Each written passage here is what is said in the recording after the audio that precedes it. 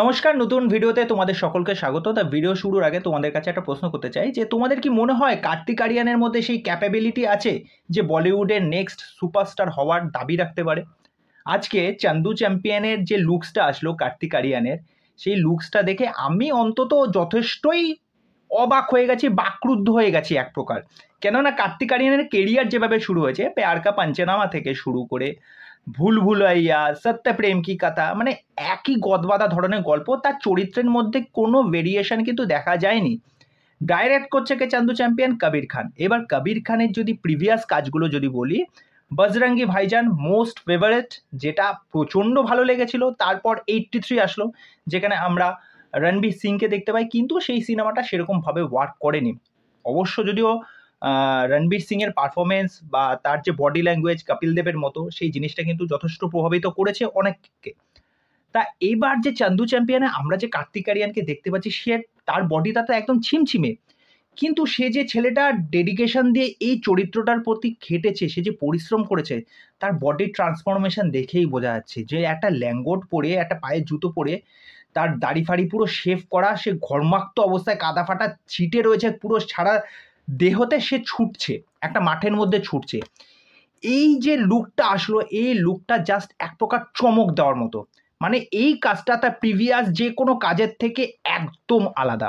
এবার চলে আসি কবির খান। ডাইরেক্টর হিসেবে কবির খান কিন্তু বলিউডের একজন নামী ব্যক্তিত্ব, আর তার কাজ করার স্টাইলও আলাদা। সেটা আমি বজরঙ্গি ভাইজানে দেখেছি, ফ্যান্টামে দেখেছি, 83-তে দেখেছি। হ্যাঁ, 83-টা আমারও কাছে খুব একটা ভালো লাগেনি, কিন্তু চান্দু চ্যাম্পিয়ন নিয়ে আমি যথেষ্ট উৎসাহী। এবার যদি বলে রাখি, এই বডির ট্রান্সফরমেশনটা দেখে আমার আরেকটা চরিত্রের কথা মনে পড়ে যাচ্ছে। কোন চরিত্র? ফারহান আক্তারের মিলখা সিং।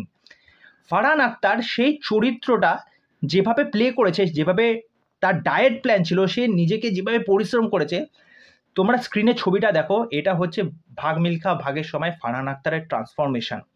সে নিজেকে কিভাবে পরিশ্রম করেছে, আজকে ওই চরিত্রটা এতটা জীবন্ত হয়েছে কেন? তাহলে একটা সিনেমার ক্ষেত্রে ডাইরেক্টরের যেরকম একটা প্রবল ভূমিকা থাকে, সেরকম একজন নায়কেরও কিন্তু যথেষ্ট দায়িত্ব থাকে সেই চরিত্রটাকে দর্শকের সামনে ঠিকঠাক মতো প্রেজেন্ট করার, যাতে এই চরিত্রটাকে দেখে মানুষ বুঝতে পারে যে হ্যাঁ, এই কাজটা দেখার জন্য আমি যথেষ্ট উৎসাহী। এইবার এই যে চান্দু চ্যাম্পিয়নের মধ্যে একটা সিন আছে, কিছুদিন আগে কার্তিক আরিয়ান পোস্ট করেছিল, যেখানে 8 মিনিটের একটা যুদ্ধের সিনারিও আছে, সেটা ওয়ান টেক।